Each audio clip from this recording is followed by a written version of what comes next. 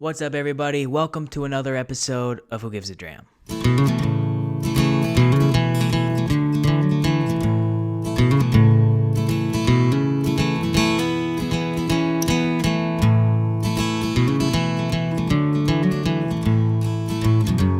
Episode 21. We are here at another episode of Who Gives a Dram. Thank you guys for tuning in to another episode here on the show. I'm your host, Connor. If this is your first time tuning in, today we're going to do a very, very unique, very what's the word I'm trying to look for? Of course, I start the camera and I can't remember the word I was thinking of that wasn't unique. A very complex, that's the word I was looking for. Complex whiskey we're doing today. We're doing Oban 14, a Highland single malt Scotch whiskey, aged 14 years. I've had it once before, and I thoroughly enjoyed it, but I haven't reviewed it, and I haven't had it for a while, so I wanted to revisit it. It seemed like an appropriate whiskey to visit now that it's, you know, we're kind of, I consider it the official beginning of spring after Easter. Well, no, Easter is definitely part of spring, but after Easter, it's kind of like, okay, now it's appropriate for the flowers to start coming up. You know what I mean? Like, after St. Patrick's Day, for me, winter's over, and the weather, I will allow the weather to get warmer significantly. But after Easter, it's like, all right, now all these, flowers can start popping and people can start wearing shorts again and flip-flops, I guess. Even though that's not really my jam, but well, first of all, if you wouldn't mind, give me a follow on Instagram at Who Gives a Dram, and if you wouldn't mind subscribing to my YouTube channel, and if you wouldn't mind subscribing to the podcast on Apple Podcasts and Spotify and wherever else you listen to podcasts, that would help me out a ton. Also, I'm using my snoot glass again, my stainless steel snoot glass that I think is perfect for those outdoor gatherings that are going to start happening soon because the weather's getting warmer, around the bonfire, around the lake, on the boat, wherever you're drinking whiskey. I would bring this stainless steel snoot glass with me because it's not going to break, first of all, if you drop it. But because it's stainless steel on the inside, the heat from your hand isn't going to influence the temperature of the whiskey, which is a big deal according to people who know a lot more about whiskey than me, and I trust them. So that's a huge thing that Snoot's doing. They also have some really sharp looking crystal neat whiskey glasses, wine glasses, coffee mugs, and I love everything that Snoot's doing, and I'm proud that they're partnering with Who Gives a Dram, and I love using their glass. So if you are interested in getting a Snoot glass, go to www.snootglass.com and use my promo code WGAD20 to get 20% off your entire order. 20%. It's a lot of percents. So do that. Be happy. Save money. Get some badass whiskey wear. And, everyone's happy. It's a win-win for everybody. So, but let's jump right into the review here. Again, we're doing Oban 14-year single malt Highland whiskey. It is one of the oldest and one of the smallest whiskey distilleries in Scotland. Fun fact for you guys. And I started reading this the bottle here as to what I should be expecting. But it's a Highland Scotches are infamous for their tasting notes because it's such a drastic difference than the Islay Scotches. Highland Scotches are very sweet and inviting and pleasant, whereas Islay Scotches are very peaty and smoky and taste like a campfire, and I feel like have much more of a niche audience than Highland or Speyside whiskeys do. But this is a Highland Highland single malt. So the notes, the classic notes of Highland whiskeys should be prominent. However, Oban is known for having a very forward peaty and smokiness to it as well. I want to see if I get that. I want to see if I can taste that. This is very complex and unique, like I said at the top of this episode. I want to know if I can get these tasting notes and these smelling notes correct. Not correct, but I just want to see what I get. I haven't drank it for a long time. I just want to know if I'm as good as I say I am in terms of being able to pick up certain notes. So we'll get right into it. Let's get the snoot glass over here. Start with the bottle. The bottle is pretty cool. It's got two pictures of seagulls, or a picture of two seagulls on it. Oban in Gaelic means Little Bay of Caves. Or no, it doesn't mean Little Bay of Caves. I just saw what it meant. Give me a sec. What's it mean? Maybe it does mean Little Bay of Caves. I don't think it does, though. It means Little Bay. Oban is a Gaelic word, and Oban translates to Little Bay. So I know Oban does they have their flagship 14-year. They also have an 18-year, which is a bit higher of a price tag that I've never had before. But they also have a non-age statement whiskey called Little Bay that I have never seen, but I've heard very good things about it. And I'd love to compare and contrast these two pours if I were to ever find a bottle. But that's what Oban means, Little Bay. They have the Little Bay variant of Oban, so just a little fun fact. What else do we want to know about Oban before we start tasting it? It was founded in 1794. I'm getting this off the internet. I did not memorize all this stuff. It's been through a multitude of owners and distillers, but now it's owned by Diageo, which is kind of like one of, if not the heaviest hitter in the spirit world, because they don't just own whiskey distilleries and brands and trademarks and stuff, but they own a lot of things over the entire world of spirits, including vodkas and rums and gins and so on and so forth. They actually say on their website, and they market this as one of the classic malts, along with Talisker, another Speyside Scotch, and a few other Scotches I can't remember off the top of my head. But this is considered one of the classic malts for under the Diageo umbrella, which really helps Oban give them some name recognition and some kind of a status quo in the world of Scotches. Not that Oban needs that, because they're, again, one of the oldest Scotch distilleries in Scotland, founded in 1794, like I just said. So it's a bit older than me. A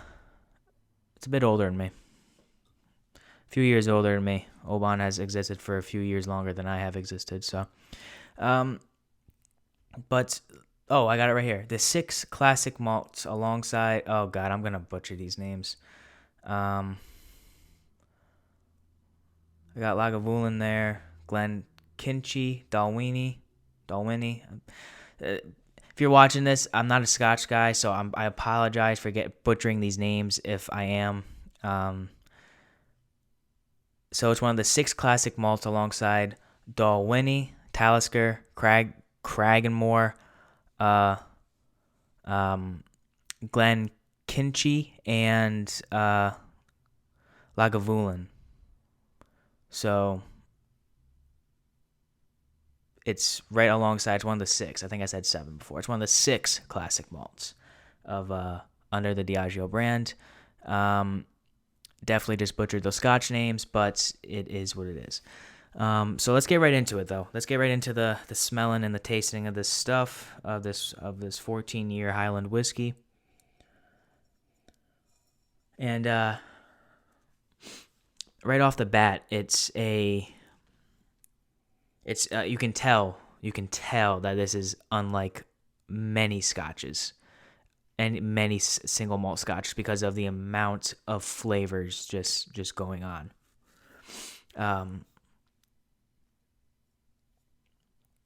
Yeah, this is totally different than anything I've tasted on the podcast, because you get a real strong like butterscotch, salty, like almost like a saltwater taffy type of nose to it that is very pleasant, but you also get the slightest tiny bit of peat and oak and musk and Elon Musk and just that tiny bit of an Isla Scotch. Honestly, it's very malted barley and grain and sweet kind of butterscotch forward, but on the back end you do get some of that fruit, not fruity. You get a little fruity, I guess, but mainly like an Isla Scotch, like a oaky peatiness, almost like a spiciness to it. But I would say it's not. That's definitely not the prominent characteristic. What I get the most is like a saltwater taffy / butterscotch type of nose. That's very inviting. I don't know if this would be a good whiskey to give to a beginner, but it's definitely a inviting, friendly nose to it. Although if you really dig into it, it definitely gets complex. So let's see what we're supposed to smell. This is according to the official Oban website.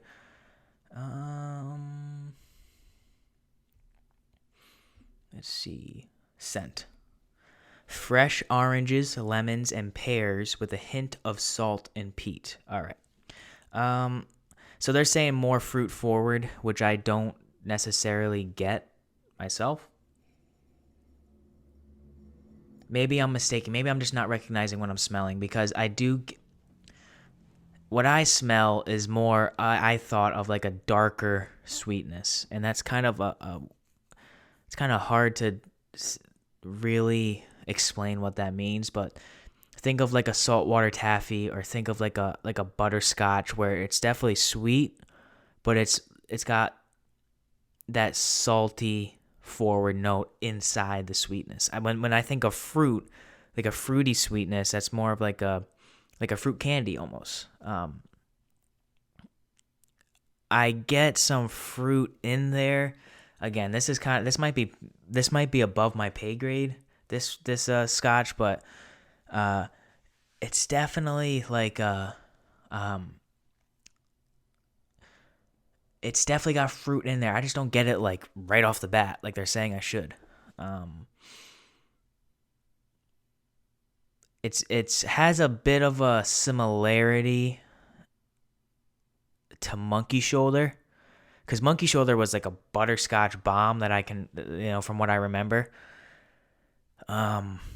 This is a bit more complex, and you get that salty and briny kind of maritime aspects to it, but it's definitely not fruit forward. It's definitely not fruit forward to me. Maybe I'm mistaking that like dark sweetness for fruity sweetness, but I don't think I am. To me, this is just me personally. I'm not speaking. I could be totally wrong, but let's take a sip of it. See if it translates over to the taste. So to everybody watching, to everybody listening, cheers. Let's drink some whiskey.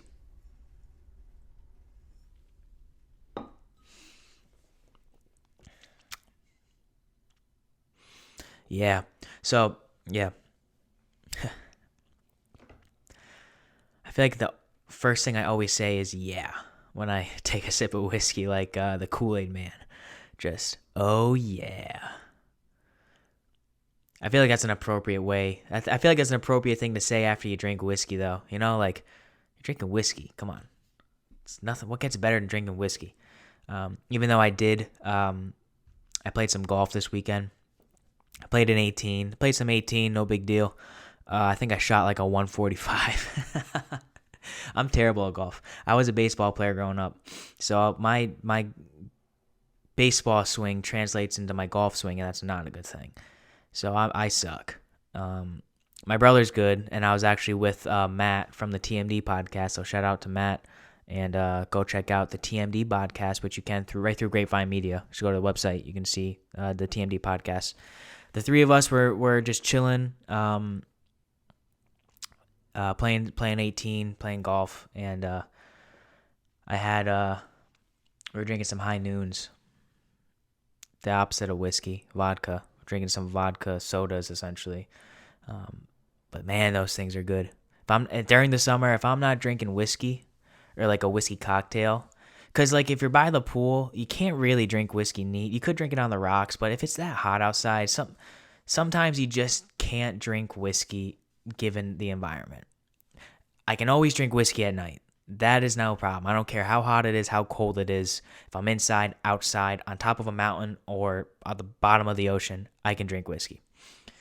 But like during the day, like 1, 2 in the afternoon, 12 o'clock in the afternoon, like sometimes like if you're just chilling by the pool, or if you're like outside, like working on something, sometimes the whiskey is just not the go-to. Sometimes you just gotta suck it up and drink those high noons, which is what I do. I always go high noons if I want something fruity. I don't really drink like White Claws or stuff like that, but I will drink high noons. And if it's beer, it's always Miller Lite. So I'm either drinking Miller Lite, high noons, or whiskey.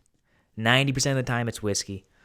The other 10% of the time it's probably divided to like half and half. High noons, Miller Lite. Those are my go-tos. A little bit of knowledge about me that you probably didn't need to know, but I don't even remember how I got started on that tangent.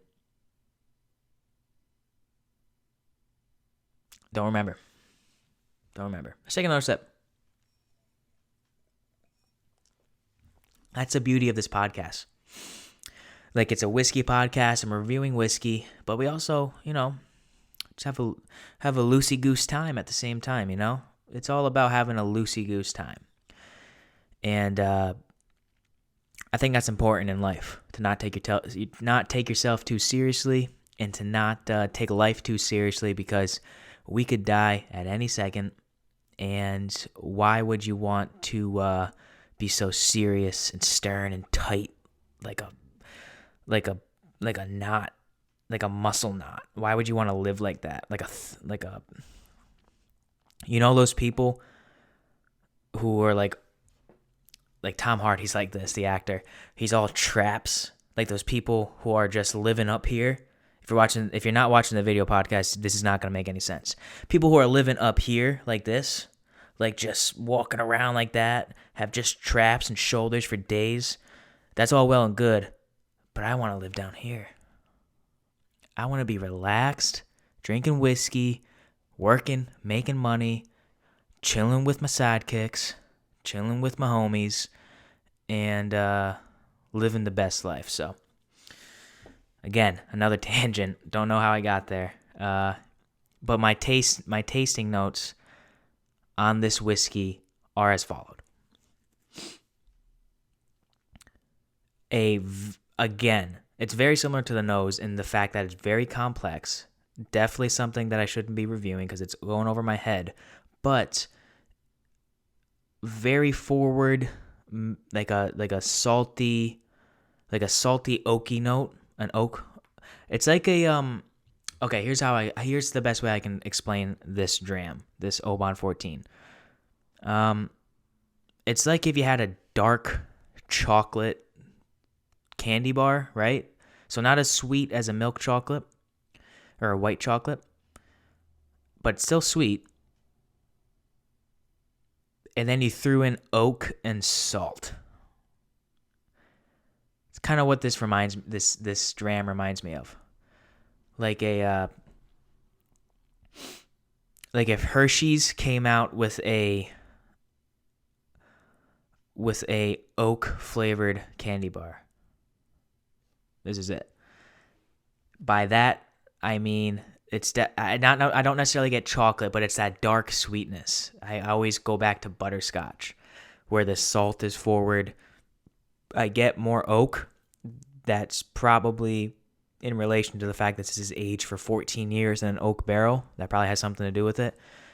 But not only is it salty and got like a salty dark sweetness with that oak, but there's still that bit of peatiness that goes to it, and there's still a hint of like that fruity note. I don't get those right off the bat, but I do get them, I think.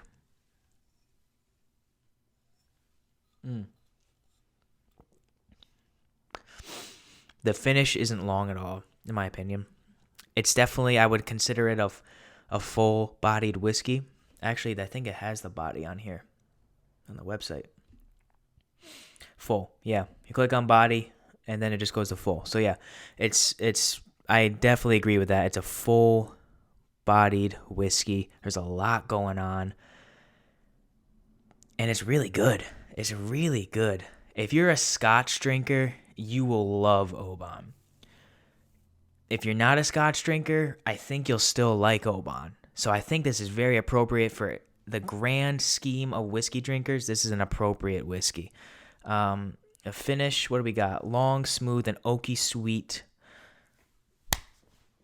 Look at that. I swear to God, I have not read the finish of this. Oaky sweet with a grain of salt. No pun intended. Oaky sweet. Did I not just say oaky sweet? Did I not just say that? I swear to God, I haven't read this finish. Maybe I'm not giving myself enough credit. Maybe I'm actually like the smartest whiskey person in the world. I swear to God, I just said oaky sweet. Like the if Hershey's came out with a dark chocolate candy bar flavored with oak, oaky sweet, oaky sweet. The man. But yeah, that's what I get. This is a terrific whiskey, man. This is a terrific whiskey. The only thing that turns me off from it is the price tag of I would say this MSRP is for around ballpark $70 to $80. I think I found this. I should give my dad a shout out on this. This is not my bottle. This is my dad's bottle. I was at his house. I saw it. I just connected it to the springtime and changing of seasons because of what I remember the taste being like. So I told him, or I asked him if I could borrow his bottle, and he said yes. So thank you, Dad, for letting me borrow your scotch, but I'm going to keep it here. Yeah, it's a... I forgot where I was going with that. I am all over the place today, man. It's only like 3 o'clock in the afternoon. I still got stuff I got to do. I got to record another podcast tonight. Oh, man. With that being said, all in all, long story short, Oban. Oh, I was saying, there it goes. My mind's racing all over the place.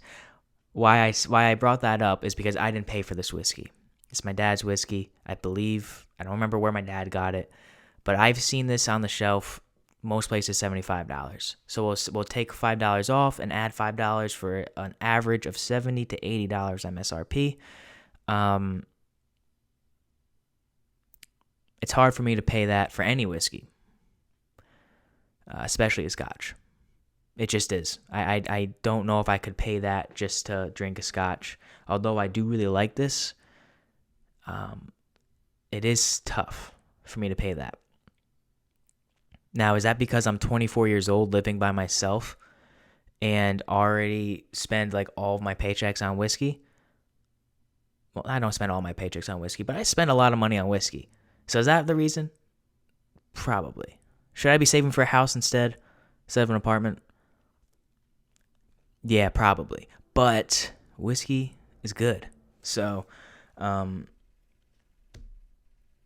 $75 for me is a bit more than I'm comfortable with paying for a Scotch. However, if this was gifted to me, if this was like a gift, oh yeah, I'm killing this bottle. I'm killing it. drinking it every night. It's one of those scotches that just, I feel like if I revisited this in a week, and then in a month, and then in 6 months, and then in a year, it'd definitely be consistent. I'm not saying that Oban wouldn't be, it's not like going to be a consistent palate, but it would definitely, I feel like I would pick up little nuances on the nose and on the palate each and every time.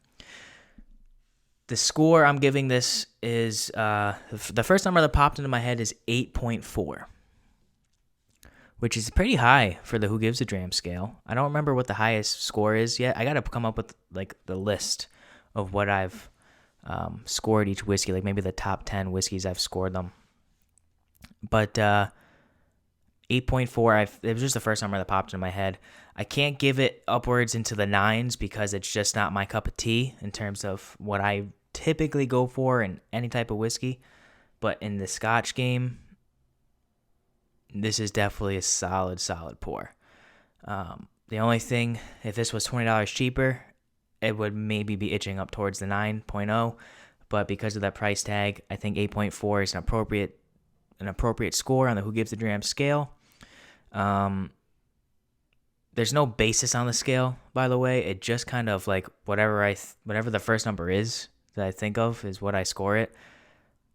I feel like anything like 7.0 to 8.0 is like you should have this. 8.0 to 9.0 is like you should look for it and you should be on the hunt for it. And anything above a 9.0 is like, dude, if you don't have this, you're an idiot. So that's kind of what I'm thinking of when I rate my whiskeys. But that's what I'm thinking of when I rate Oban. 8.4 for Oban 14 year. And on that note, I'm gonna close up this the internet here, and I'm gonna get going with my day. So thank you everybody for the support. The past few weeks have been awesome. People have been reaching out to me saying they really enjoy the show. I've been getting some very nice feedback from people. Thank you. It makes my day whenever I see that stuff. So thank you very much. Continue to support the show, like the show, or subscribe to the show on Apple Podcasts, on Spotify, on YouTube. I'm really trying to get the YouTube following to grow because I don't know. I want to keep doing these videos, but if it comes to a stalemate, then I don't know. I might stop them. I don't know yet, but just continue to do your thing, you guys. Follow me on Instagram at Who Gives a Dram. Check out the GrapeVine Media. Check out Snoot Glass and use my promo code WGAD20 for 20% off. And as always, my brother Nick Bossy is going to play me out Pretty New Diamonds. You can stream it on Apple Music and Spotify, and follow him on Instagram at Nick Bossy Music. And I'm gonna go. That's my cue to get heading out. So thank you guys very much for tuning in this week. I will catch you guys next week. Enjoy the week and take care. Up in New England, that girl sure loved me. We got together and brought things to life. So I did buy her a pretty new diamond. Ask that sweet woman if she'd be my wife.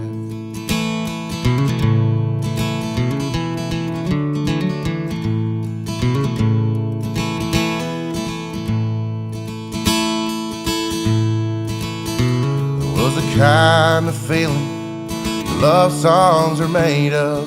With that sweet woman, spend the rest of my life.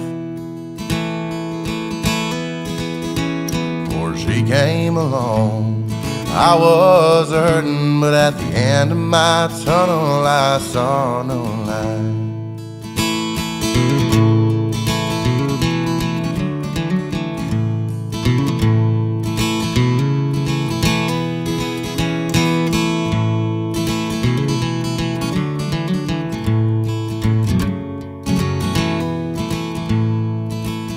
Fast forward a few months later, broke my heart and I can't keep going.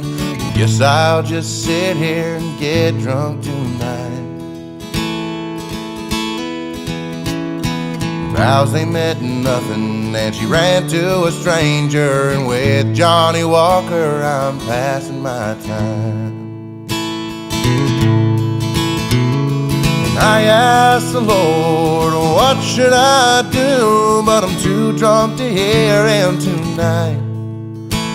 So sit with my bottle while Hank Sr. singing. I'm so lonesome I could cry.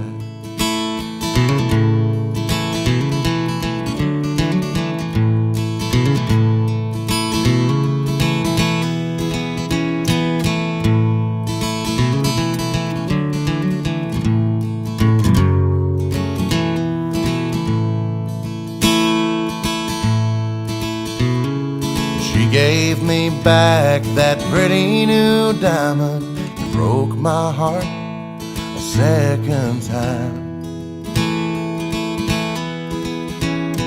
But I got the last laugh when I pawned off her ring, 'cause I bought me a dime bag and a case of Coors Light. I asked the Lord, what should I do? But I'm too drunk to hear him tonight. So sit with my bottle while Hank Sr. singing. I'm so lonesome I could cry. So sit with my bottle while Hank Sr. singing. I'm so lonesome I could